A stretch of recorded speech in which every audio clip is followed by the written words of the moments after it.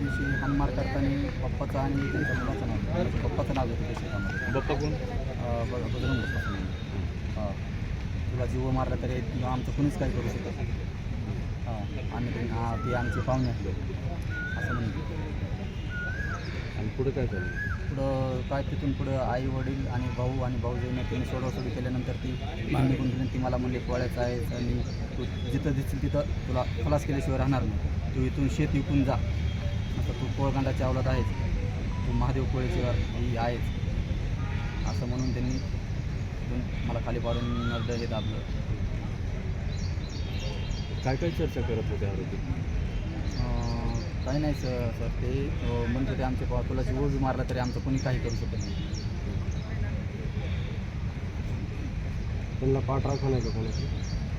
त्यांनी कुणाची तरी पाठराखण असेल त्यावेळेसच त्यांनी एवढं धमकी नेऊन एवढं मारतात ना सर. कुणीतरी असं म्हणजे विनाकारण कोणी कुणाला मारू शकतं का? आज माणूस माणसाला कुणाचा तरी सपोर्ट असल्याशिवाय मारू शकतो का? मला सांगा. तुम्ही स्पष्ट बोला ना, कोणाची पाठराखण? काय सौरभ सोनवणेचं नाव घेत होते फाटलीवर मारताना.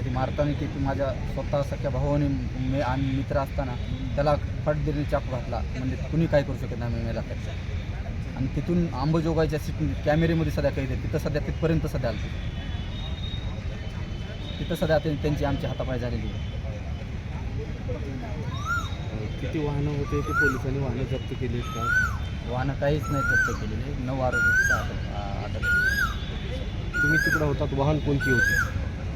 कुठं हल्ला झाला पांढरी कारची.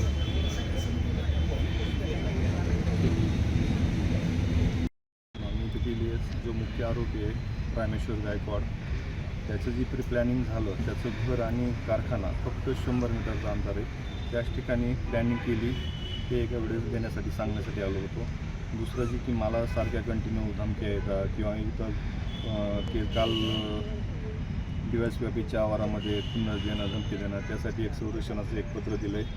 आणि माझ्यावरती आणि उमेश मानेवरतीही त्यांना खोटे गुन्हे दाखल करून ह्या न्यायाच्या भूमिकेतून कसं ह्यांना डायव्हर्ट करता येईल याचे प्रयत्न चालू. त्यासाठी मी SP साहेबांना बोललो. SITमध्ये बी काही कर्मचारी हे करायचे होते, ॲड करायचे होते की आम्ही ते नावं आज SP साहेबांना दिले. इन्व्हिटेशन चालू आहे म्हणले, 100% तपास चालू आहे म्हणले. सौरभ सोनवणे याची 4 तास चौकशी झाली आणि चौकशीअंती त्याचा जबाब घेऊन सोडून देण्यात आलेला आहे. करतील ना तपासामध्ये, त्यांचा तपास चालू तर तपासावर आपण कुठंच त्यांना हे करणार नाहीत. पोलीस सुरक्षेची मागणी केली होती, सुरक्षा कधी प्रदान करतील सांगितलं? आज संध्याकाळपर्यंत कल घेऊन त्याची कारवाई करतो. महाराष्ट्रातील सर्व बातम्यांचे विश्वासार्ह व्यासपीठ